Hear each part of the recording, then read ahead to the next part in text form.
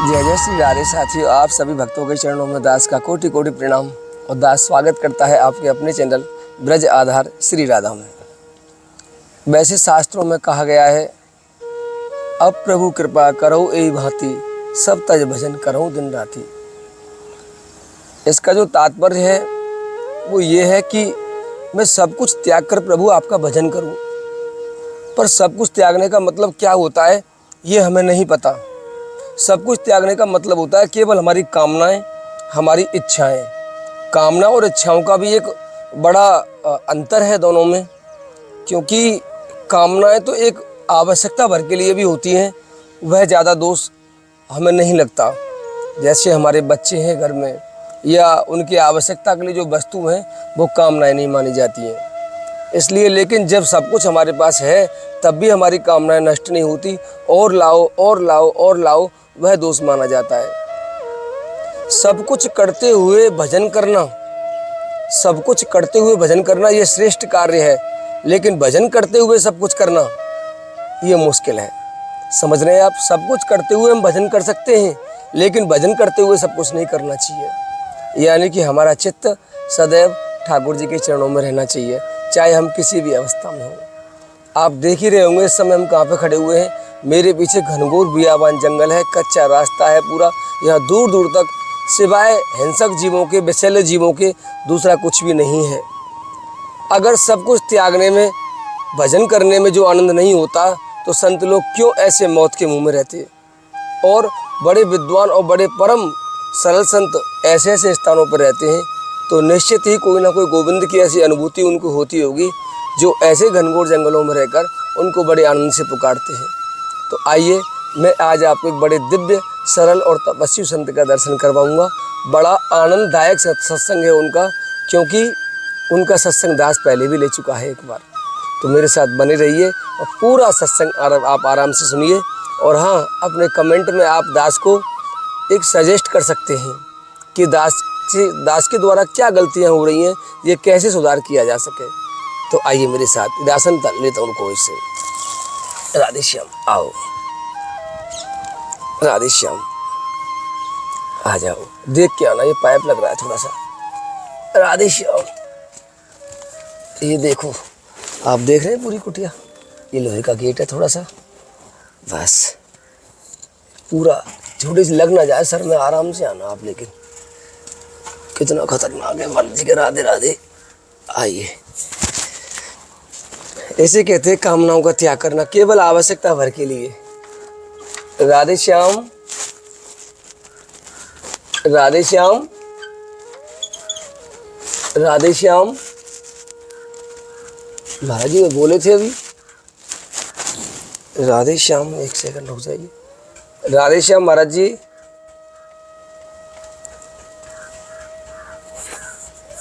राधे श्याम, राधे श्याम है महाराज जी, हैं शायद भजन में थे। महाराज जी का देखो, पूरा दिखाओ, कुटिया दिखा दो महाराज जी की। चारों तरफ केवल पेड़ ही पेड़, वृक्ष ही वृक्ष।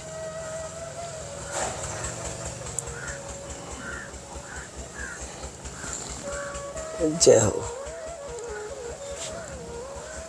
ये आते हैं महाराज जी, आ रहे हैं अभी।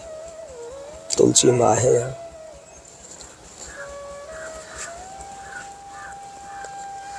श्री राधा, श्री राधा,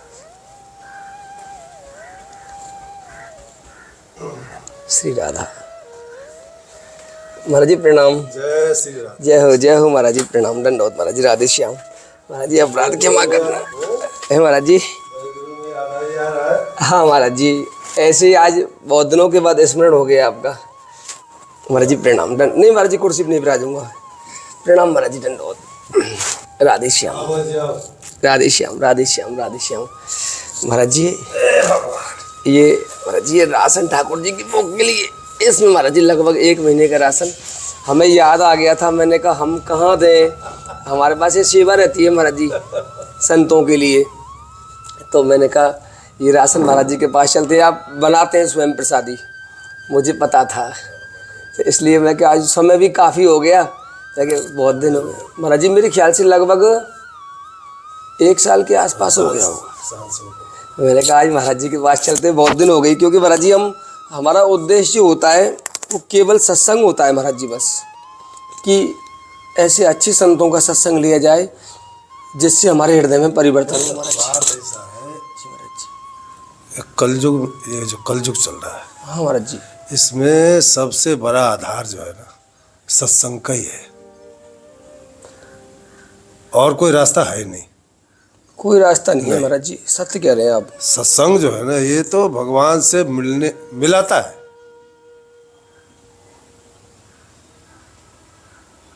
या सिर्फ सत्संग के द्वारा ही मिल सकते हैं केवल, और कोई रास्ता है ही दूसरा नहीं। कोई उपाय है ही नहीं महाराज जी, कोई उपाय नहीं है दूसरा। भाई प्रथम भगति संतन कर संगा, पहला सीढ़ी तो यही है। प्रथम भक्त संतन का संग, द्वितीय रत्नो कथा प्रसंग। कथा प्रसंग, यानी बड़ी संतों का संग करने के बाद ही कथा सुनने की आज्ञा है। जब तो मिलेगा, संत ही तो सुनाएंगे कथा। संत ही सुनाएंगे महाराज जी। और कालनेमी राक्षस जो है ना, हाँ महाराज जी, उसको रावण ने बोला कि भाई जाओ तुम हनुमान जी का रास्ता रोको, वो वहाँ जा रहे हैं। तो भेष बदल के गया था महाराज जी। तो भेष बदल के गया था, साधु बन गया वो, लेकिन उसने कभी सत्संग तो किया नहीं किया था। जब हनुमान जी को रोका तो हनुमान जी बोले भाई ये तो राम राम कर रहा है, साधु है। तो उसने कथा जो है ना, न मंगलाचरण और न कुछ, सीधा ही कथा, सीधा ही कहाँ से चालू कर दिया, हो तो महारन रावण राम ही। कैसे महाराज जी? होत महारन रावण राम ही। अच्छा, समझ गया महाराज जी। अजितिय संशय न राम ही, मतलब राम ही जीतेंगे, और राम जो रावण और राम का जो लड़ाई हो रहा है ना जी, उसमें राम ही जीतेंगे। तो उसने कभी सत्संग तो किया नहीं था। हनुमान जी को शक हो गया, तो उन्होंने बोला कि भाई हमें प्यास लगी है। उसने कमंडल भरा हुआ दिया, बोला भाई इससे मेरा थोड़ी प्यास बुझेगा। बोला फिर जाओ सरोवर में स्नान करके आओ, आपको दीक्षा दूंगा, मैं आपको दीक्षा दूंगा। बोला ठीक है, दीक्षा ले लेंगे। जब स्नान करने गया तो वहाँ पर जो है ना एक जलचर जो है ना उनका पैर पकड़ लिया, हनुमान जी का। हाँ, जल में तो पैर पकड़ लिया। तो फिर और उसको श्राप बस, वो जो है ना वो अप्सरा थी कभी। अच्छा महाराज जी। श्राप बस वो जो है जल में वास करती थी। तो जब वो पैर खींचने लग गया ना तो भगवान ने, हनुमान जी ने ऐसा झटका दिया, कल्याण हो गया। खत्म, कल्याण हो गया। मतलब दिव्य गति पा गई वो, क्योंकि हनुमान जी के द्वारा जो मरेगा उसको तो दिव्य गति मिलेगा। बिल्कुल महाराज जी। फिर वो ऊपर अप्सरा बन गई, अप्सरा बन गई। वो ऊपर जाके बोली कि हनुमान जी ये साधु नहीं है। हाँ, उन्होंने कहा था। हाँ, ये साधु नहीं है। हनुमान जी बोले कोई बात नहीं। जब हनुमान जी जब पहुँचे तो बोले भाई, उसने बोला कि दीक्षा ले लो। बोला हाँ दीक्षा तो ले लूँगा, पहले तुम हमारी प्रसाद ले लो। जब लंगूर से लपेट करके उसको जैसे आराम कर दिया, फिर आगे बढ़े हनुमान जी। ये सब बाधा जो है ना, देखो कोई भी आदमी जब आगे बढ़ता है तो बाधा तो उत्पन्न होती है, और जो भगवान को हृदय में रख के जो चलेगा तो बाधा उसको रोक नहीं सकती है।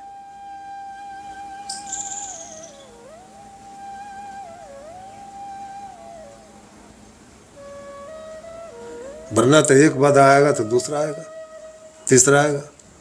लेकिन जब उनको भगवान, जब हनुमान जी जब वहाँ सीता जी के पास गए लंका में, तो सीता जी ने यही तो बोला कि भाई तात मधुर फल खाओ, कि मधुर फल खाओ, लेकिन हृदय में जो है ना राम जी को रखना, उससे तुम्हारा कोई बाधा नहीं होगा। तो हृदय में तो राम जी को जो रखेगा या कृष्ण भगवान दोनों एक ही है। दोनों एक ही है महाराज जी। हृदय में उनका जो वास हो गया ना, तो आदमी को ये कलयुग भी कुछ नहीं करेगा, असंसारी तो कुछ कर ही नहीं सकता। महाराज जी कैसे वास हो ठाकुर जी का, कैसे वास रखे हृदय में महाराज जी? हृदय में तो कामना संसार भजन से ही होगा। जैसे भजन महाराज जी कैसे? राम भजन बिनु मिटहि की कामा। एक संसार के जो काम है और क्रोध है और लोभ जो है, ये भगवान के भजन से ही मिट सकता है, और कोई रास्ता है ही नहीं। तो कितना भजन करना होगा महाराज जी इसे मिटाने के लिए? कितना? मरते दम तक। मरते दम तक? जब हम सांस लेते हैं तो मरते दम तक तो लेते हैं, महाराज जी बिल्कुल। तो भजन भी करना पड़ेगा जब तक, और कोई रास्ता है ही नहीं। तो भजन महाराज जी माला लेकर आसन पर बैठना ही है कि निरंतर चलते फिरते करो, कोई जरूरी नहीं है माला लेके बैठना है। भाई संसार में रहना है तो संसार के जैसे तो रहोगे ना। हाँ महाराज जी। भाई बच्चे का भी पालन पोषण करना है, शादी ब्याह है, सब है। हाँ बिल्कुल महाराज जी। ये सब करते हुए हृदय में भगवान को रखो, जब चलता रहेगा कार्य होता रहेगा।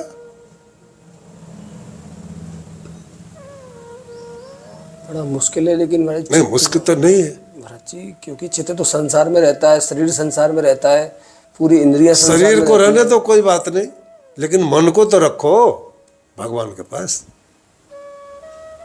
अरे संसार में मन का ही खेल है। है। मन का ही खेल है महाराज जी। अगर मन भगवान में लग गया, अरे आज नहीं लगेगा कल लगेगा, 10 दिन बाद लगेगा, 6 महीने बाद लगेगा, साल भर बाद लगेगा। मन को तो देखो हमेशा चाबुक चाहिए, ये इतना चंचल है, इसको हमेशा कंट्रोल करना पड़ेगा चाबुक से, नहीं तो ये इंसान को कहीं का नहीं छोड़ता है। मन और जल ये दो का स्वभाव है, हमेशा नीचे को गिरता है, तो आदमी को नीचे ही गिराएगा ये। तो महाराज जी कैसे कंट्रोल किया जाए, कैसे इस पर विजय पाई जाए मन के ऊपर महाराज जी? कैसे? इसके ऊपर भजन का कोरा लगेगा ना, भजन का कोरा जब लगेगा तो वो इधर उधर भागना बंद कर देगा। जुबिया से नाम जप। नाम जपो।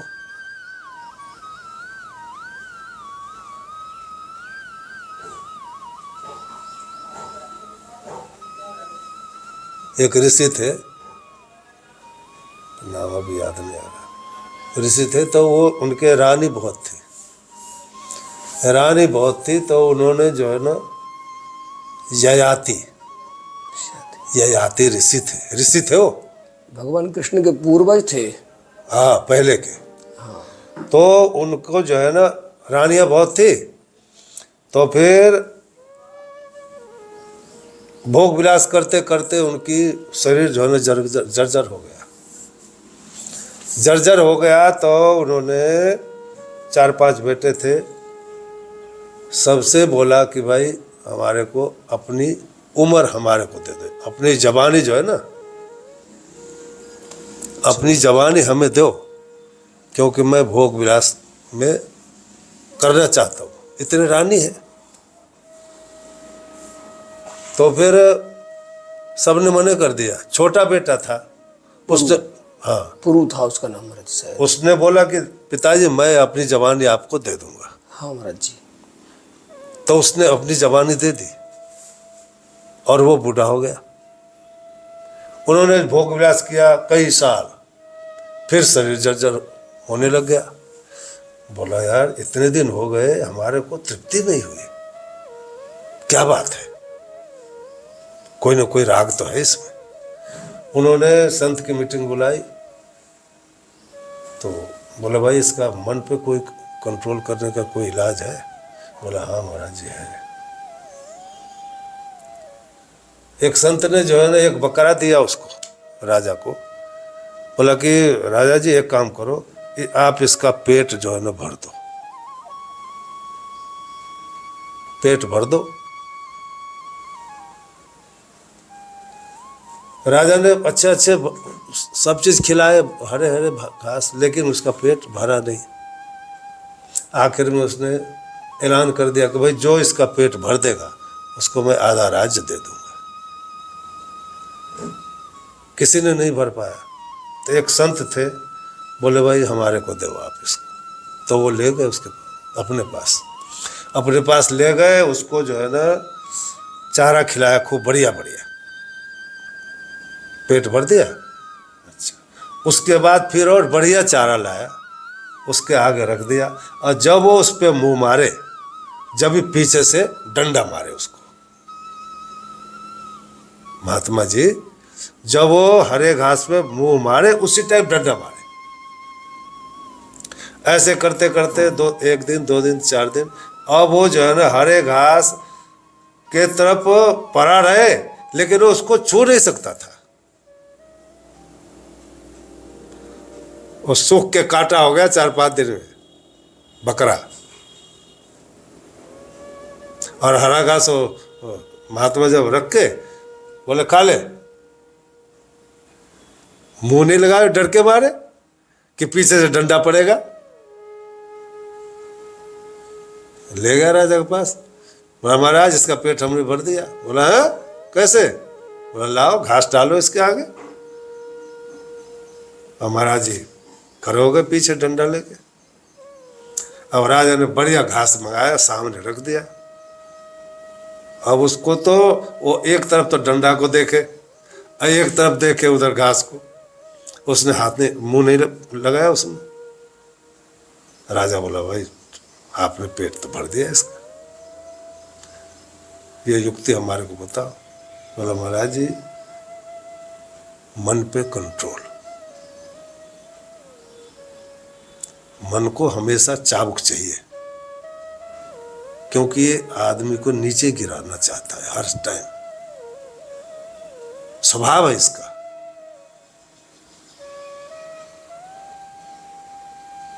तो मन पे कंट्रोल जिसका हो गया,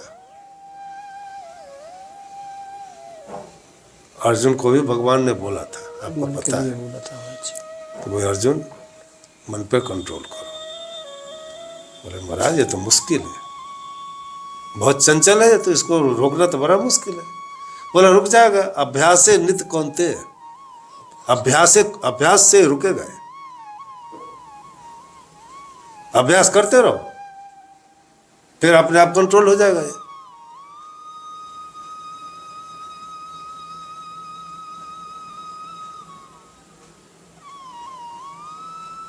तो बिनु सत्संग विवेक ना हो। लेकिन महाराज जी सत्संग मिलना भी तो बड़ा दुर्लभ है, कहाँ ऐसे संत मिलते हैं। अब तो आप समय देख रहे हैं कितना विचित्र है महाराज जी। सत्संग और संतों का मिलना भी तो बड़ा कठिन है महाराज जी। मैं तो चलो बरसाना में रहता हूँ, आपके चरणों का दास हूँ, परंतु विश्व में जो और स्थानों पर लोग रहते हैं महाराज जी, वहाँ ढूंढने से संत और सत्संग नहीं मिलता। वो लोग इस सोशल मीडिया के माध्यम से, जो महाराज जी हम इसमें रिकॉर्ड कर लेते हैं अपनी वाणी को, हम इसके माध्यम से वह सब भक्त लोग अपने अपने जो जहाँ रहते हैं जिस एरिया में, वहाँ वो सुन लेते हैं। उनको वहाँ रहकर सत्संग नहीं मिलता। उन्हें क्या करना चाहिए जो विपरीत परिस्थितियों में रहते हैं? उनको भजन करना चाहिए बस, और कोई रास्ता है नहीं। और कोई रास्ता नहीं है।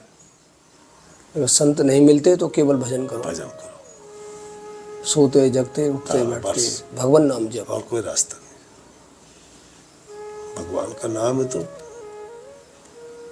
सुधा है, अमृत सुधा है। महाराज जी फिर ये कैसे पता लगेगा कि हम जो भगवान नाम जप कर रहे हैं, ये हम जो भी सेवा करते हैं, इससे हमारे हृदय को शांति कैसे मिले, और हमें कैसे पता लगेगा वो प्रसन्न है हमसे? अब इसमें एक बात यह है कि देखो, गुरु को धारण करना चाहिए। बिना गुरु के तो कल्याण किसी का भी नहीं, क्योंकि गुरु जो होता है ना, वो भजन को पचा के रखता है, पचाता है। अब पचाता है और फिर जब वो उसको हजम कर लेता है, जब वो शिष्य के कान में देता है तो फिर फलित होता है। फिर जैसे गुलर का, अमरूद का बीज देखो, बहुते पड़े रहते हैं, वो जमता नहीं है, लेकिन जो पक्षी खा के और वो जो विष्टा करता है जहाँ, वो उत्पन्न हो जाता है। देखा होगा आपने? बिल्कुल सुना है ऐसे महाराज, देखा तो नहीं, सुना ऐसे ही। हमने देखा भी है। पक्षी जो है ना विष्टा करती है तो वो हजम तो होता है नहीं उसका, वो बीज, तो बीज उसके अंदर से निकलता है ना विष्टा में, वो वहीं उत्पन्न हो जाता है। तो उसी तरह गुरु जो है ना हजम करता है उसको, तब शिष्य के रूप में परिणत होता है। जब शिष्य को देता है वो, तो फिर फलता फूलता है। तो गुरु के बगैर तो कल्याण है ही नहीं किसी का। गुरु तो जरूर बनाना पड़ेगा। आज के घोर कलिकाल में महाराज जी गुरु मिलना भी तो बड़ा मुश्किल है। अरे श्रद्धा हो तो गुरु मिल जाता है। अच्छा, सच्ची लगन हो अंदर हाँ, से। श्रद्धा होना चाहिए बस, श्रद्धा हो। देखो एक महाराज जी थे, संत थे, जी। तो उनके पास एक शिष्य जो है ना सेवा करता था।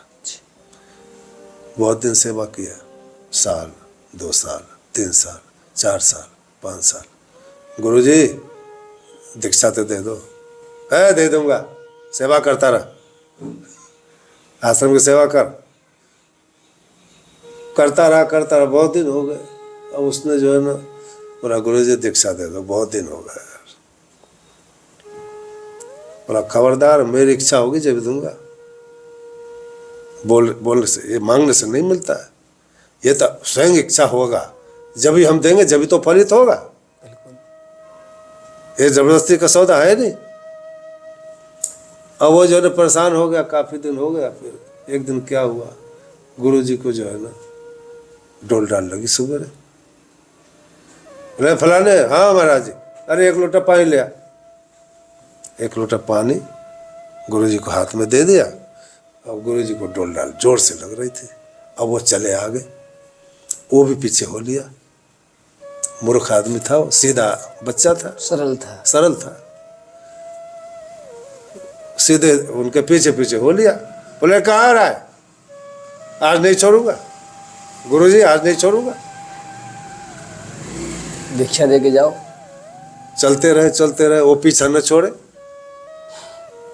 अब उनको प्रेशर लग रहा। अब उन्होंने बोला, साले ऐसा लोटा मारूंगा सिर फुट जाएगा। बोला हो गया महाराज। बस आश्रम में भी नहीं गया, जंगल में चला गया। ऐसा लोटा मारूंगा सिर फुट जाएगा, ऐसा लोटा मारूंगा सिर फुट जाएगा। और वो सिद्ध हो गया। आए हाय, वो मंत्र ही सिद्ध हो गया उसका। अब जहां वो जंगल में रहता था, उसी राज्य का राजा था, उसका एक पुत्र था, वो मर गया जवान। मर गया तो फिर बड़ा दुखी हो, साधु संत महात्मा को बुलाया, बहुत इधर उधर के। अब जो मर गया तो जिंदा थोड़ी होने वाला। किसी ने बोला कि महाराज जी जंगल में एक महात्मा है, उसको दिखाओ। अब उसने जो है राजा ने बोला, जाओ संतरी को भेज, जाओ महात्मा जी को बुला कर लाओ। अब वो जो है ना बोला, राजा याद कर रहे हैं आपको। बोला क्यों? बोला उनके बेटा मर गया। बोला कोई बात नहीं, चल। गया और जल लेके और बोला, ऐसा लोटा मारूंगा सिर फुट जाएगा, उठ। और उठ के खड़ा हो गया। अब जो है ना वहां उसकी तो फिर कीर्ति बढ़ जाएगी महाराज जी। कीर्ति बढ़ गई। और क्या। अब उसका गुरु जो था, उसको भी पता लगा कि भाई कोई सिद्ध महात्मा आ गया है, वो तो जिंदा मरे को जिंदा कर दिया यार। चलो हम भी दर्शन करेंगे। सिद्ध महात्मा है और क्या। हाँ, हम भी दर्शन करेंगे। अब जो है ना महात्मा जी आए, बोले देखे, अरे तो फलाना है, ये तो फलाना है। अरे तू कैसे सिद्ध हो गया? अरे महाराज आपने दीक्षा दिया था नहीं हमारे को। बोला कब? हमने तो दिया नहीं तेरे को दीक्षा। अरे आपने बोला नहीं था लो, एक लोटा मारूंगा सिर फूट जाएगा। बोला अरे सिद्ध हो गया तो चरणों में पड़ गए, चेला के चरणों में पड़ गए। गुरुदेव, श्रद्धा विश्वास होना चाहिए मंत्र पे और गुरु पे। ऐसी श्रद्धा कैसे पैदा हो महाराज जी? श्रद्धा विश्वास एक कथा से ही होगा, श्रद्धा जब तो बढ़ती है। संतों के चरणों में दास का खूब स्नेह है, खूब श्रद्धा है। श्रद्धा होगा तो परिवार में भी पूजनीय बनता आदमी।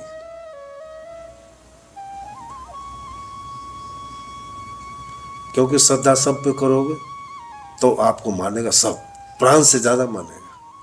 श्रद्धा विश्वास जो है ना सबसे बड़ी चीज है।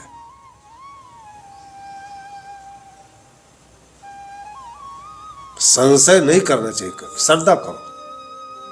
संशय करने वाले का कल्याण कभी हुआ नहीं है, और तर्क भी नहीं करना चाहिए कभी। तर्क में भी कुछ प्राप्त नहीं होता है।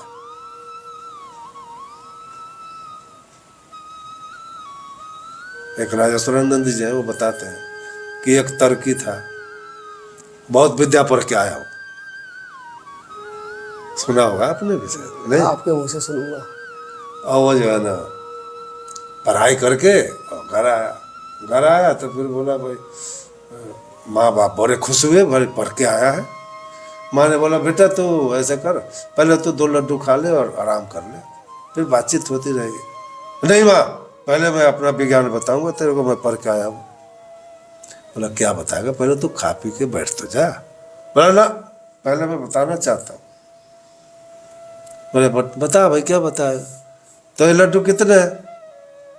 तो 2 है। तो बोला 3 है। बोले बेटा हमें तो दिख रहा है 2 ही लड्डू है। तो तू गिन। माँ को बोला तू गिन। तो माँ बोले 1, हाँ ठीक, 1 2 2 और 1 कितने? 3। और ऐसे कई बार गिनवाया। अब बाप उसका वही बैठा था, वो जाकर वहां बैठ गया। आखिर बाप तो उसी का था। बोला बेटा एक बात बताओ, तेरी माँ मूर्ख है, उसके समझ में नहीं आई बात, लेकिन मैं समझता हूं। वास्तव में लड्डू 3 है। एक काम कर, एक तो मम्मी खा लेगी, एक मैं खा लूंगा, और बचा हुआ तू खा ले। बचा हुआ तू खा ले। उसको क्या प्राप्त हुआ? वही प्राप्त हुआ जो दिया, जो देने की कोशिश कर रहा वही प्राप्त हुआ, ब्रह्म केवल। तो तर्क जो है ना करना चाहिए। हाँ ठीक है, आदमी को प्रश्न करने में तो कोई बात है, लेकिन तर्क जो है ना ठीक नहीं। महाराज जी बड़ा अच्छा लगा, आज थोड़ी शांति मिली हृदय को। गुरु भाग्य से भी मिलता है, भाग्य से महाराज जी। भाग्य से मिलता है। महाराज जी हमारा एक समाधान और कीजिए आप। जैसे अब हम आपका सत्संग ले रहे हैं, ये हमने ले लिया, ये केवल भक्तों के पास जाता है, वैसे नहीं जाता किसी के पास। ये महाराज जी भक्तों के पास गया तो कुछ भक्तों के फ़ोन ऐसे आते हैं कि हमें गुरु बनाना है, हम इनके पास आ जाएं क्या? तो ऐसे अगर कोई पूछे आपसे मिलना चाहे तो क्या हम आज्ञा है आपसे मिलने के लिए उनकी? कोई 1-2 बिरला आना चाहे तो। बात है साहब, मेरी बात सुनो। जी महाराज जी। चेला बनाना कोई आसान काम नहीं है। आया। चेला बनना बहुत मुश्किल है आजकल के टाइम। आज के टाइम में हाँ। समय आने पर गुरु की हत्या कर देते हैं, कर देते हैं। बड़ी बात नहीं है कुछ भी। अरे आजकल तो मैं बताऊं, जब अपना बच्चा आपकी हमारी बात नहीं मान सकता है नहीं मानता, तो चेला कैसे मान लेगा? नहीं मानेगा। जब तक मानेगा जब तक उसके स्वार्थ की बात स्वार्थ नहीं है। रहेगा, जब तक मानेगा। उसकी पूर्ति हो रही है बस। अब चेला तो देखो वही बन सकता है जो गुरु की आज्ञा का पालन करेगा,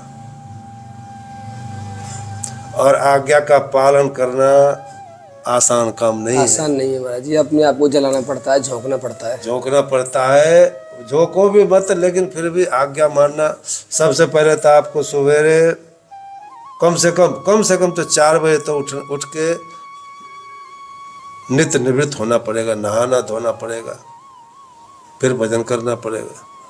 बहुत मुश्किल है। लोग शंका लगे तो जाके जल लेना पड़ेगा, हाथ धोना पड़ेगा, पैर धोना पड़ेगा, लिंग प्रक्षाला आदि हाँ धोना पड़ेगा। हाँ महाराज जी। अगर वो मूत्र एक बूंद भी अगर कपड़े पे लग गया तो पूरा शरीर अशुद्ध हो जाता है, फिर आपका भजन गया। मैंने पढ़ा है महाराज जी, नित्य कर्म पूजा प्रकाशन पूरा पढ़ा है। मैं संध्या बंदन के लिए पढ़ पढ़ते थे, हाँ, उसमें सब विधियाँ थी। और ये गुरु पहले जो है ना चेला को पक्का करता है कि बेटा ये काम करना पड़ेगा। पवित्रता पहला गुण। पहले जब पवित्र नहीं होगा आदमी तो फिर क्या प्राप्त होगा? फिर बहुत मुश्किल है महाराज जी। हाँ, मुश्किल तो है।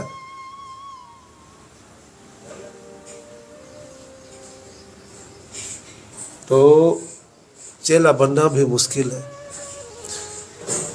क्योंकि जैसे बच्चे एक बच्चा हमारा हुआ, हमारा जब कहना नहीं मानेगा तब फिर पिता का उस पे जो है ना स्नेह खत्म हो जाता है। लेकिन उसकी जिम्मेदारी कुछ दिन तक ही रहता है, शादी ब्याह कर देता है तो उसका जिम्मेदारी खत्म है। लेकिन चेला का जिम्मेदारी गुरु को मरते दम पूरे जिंदगी का ठेका हो जाता है। सत्य कह रहे हैं महाराज जी, पुत्र से निवृत्त हो सकते हैं, चेला से नहीं। चेला से निवृत्त नहीं हो सकता है। और चेला का जिम्मेदारी मरते दम तक का होता है, जो क्योंकि उसकी ठेका ले लेता है ना गुरु जी, ठेका ले लेता है और प्रभु के गोद में डाल देता है। बड़ा मुश्किल है महाराज जी। फिर चेला के द्वारा जो किए गए कर्म है वो सब गुरु को भोगना पड़ता है। हाँ, ऐसा सुना है महाराज जी संतों से। चेला जो भी करेगा वो गुरु को भोगना पड़ेगा।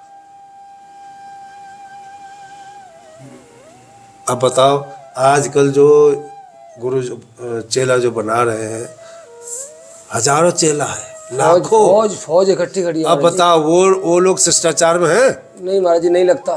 तो वो तो कर्म गुरु को भोगना पड़ेगा। दोनों ही भोगेंगे। चेला भी भोगेगा जो गुरु कर रहा था, गुरु ने चेला नहीं भोगेगा। अच्छा, चेला नहीं भोगेगा महाराज जी। अगर गुरु लिप्त है महाराज जी अपराध में तो चेला नहीं भोगेगा उसे। नहीं, चेला की तो जिम्मेदारी खत्म हो गई जब वो समर्पण हो गया। गुरु भोगेगा, वो गुरु पे पड़ता है सारा। हाँ जी, बहुत संशय दूर हुए आज। और एक बात बताऊं, ये दीक्षा भी जो है ना आसान काम नहीं है भाई। हमारे को जो गुरुजी ने दीक्षा दिया था, 4-5 दिन तो पहले यज्ञ हुआ, यज्ञ में बिठाते थे। अच्छा, यज्ञ में बिठाते थे, और उसके बाद जब यज्ञ पूरा हो गया जिस दिन, उस दिन फिर आहुति करवाई, और सामने जो है ना वो बनाई आग की हवन कुंड। अच्छा, हवन कुंड बनवा के, और फिर यहाँ पर बैठ गए, सामने गुरु जी बैठ गए। अच्छा, फिर नंबर आ गया, हमारा आ गया नंबर, आ बेटा आजा। जाके हम ऐसे बैठ गए, गोद में ले लिया, गोद में लेके, और फिर शंख चक्र लोहे का बना हुआ, उसको जो है बिल्कुल उसमें लाल करके, और फिर एक इधर यहाँ, एक इधर और एक इधर दबा के, उसी टाइम छाला पड़ जाता था। और फिर जो है ना कान में जो है ना मंत्र कौन ले लेगा आज? है किसी की हिम्मत? गुरु को ही मार देगा वो तुरंत। तो दीक्षा जो है ना बड़ा सिस्टम से होना चाहिए। ठीक है महाराज जी, सिस्टम होगा जब तो कोई कार्य होगा ना। बिल्कुल। महाराज जी बड़ा आनंद आया आज आपके पास। फिर महाराज जी पुणे मिलेंगे आपसे कभी दोबारा आके, क्योंकि आपका भी समय हो रहा है। हाँ जब भी आ जाओ कोई बात नहीं। दोबारा आएंगे महाराज जी। महाराज जी निरंतर भजन में रहते हैं तो ज़्यादा समय हम संतों का नहीं लेते, क्योंकि अपराधी महाराज जी तो हमसे कभी नहीं कहेंगे जाओ, एक स्नेह है, परंतु हमें जाना पड़ेगा। तो महाराज जी हमें आप आज्ञा दो, प्रणाम आपके ही चरणों में। जय श्री राधे महाराज। जय जय श्री राधे। राधे श्याम, श्री राधे। आपकी बड़ी बड़ी जय हो महाराज।